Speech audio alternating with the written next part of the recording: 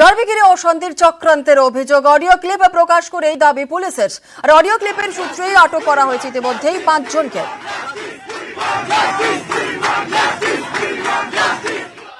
দুটো audio clip আমরা একটু শোনাতে চাই।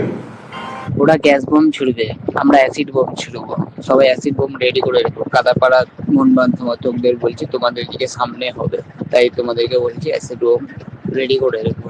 আমরা তো উল্টোডাঙ্গা থেকে আসবো, তো যেটুকু পারবো আমরাও সঙ্গে নিয়ে আসবো। এটা একটা অডিও ক্লিপ আপনাদের শোনালাম, আরেকটা অডিও ক্লিপ কাইন্ডলি শুনুন। যত ছেলে আর মেয়ে যখন হাতে অস্ত্র নেবে না, হাতে অস্ত্র মানে বুঝে নাও, তখন দেখবে এই যে পুলিশ যে বাড়াবাড়ি করছে না, সব ঠান্ডা হয়ে যাবে। ওনারা লাঠি চালাবে, আমরা চালাবো অস্ত্র, দেখি কার জোর করবো।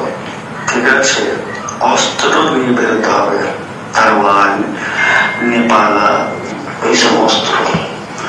ভয় পেলে চলবে না।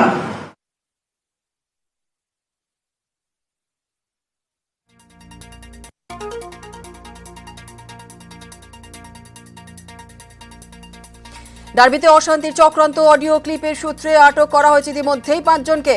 আটক করা হয়েছে রাকেশ পাল, অনিশ দত্ত, আটক রজত নন্দী এবং সাগনিক গুহ। অডিও সূত্রে আটক শুভম চক্রবর্তীও।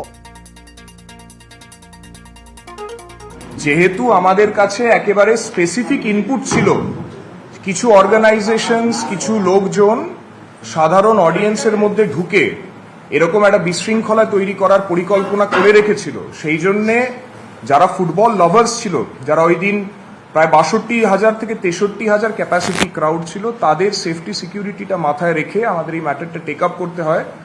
আর সেটার জন্য আজকে এই ম্যাচটাকে ক্যান্সেল করতে হয়। This is one of the main reasons. কোনো একটা বিশৃঙ্খলা মাঠে হয় অ্যান্ড দের আর 62-63,000 পিপল, লোকজন এদিক ওদিক দৌড়াদৌড়ি শুরু যদি করে দেয়, there is always a possibility of a stampede like situation.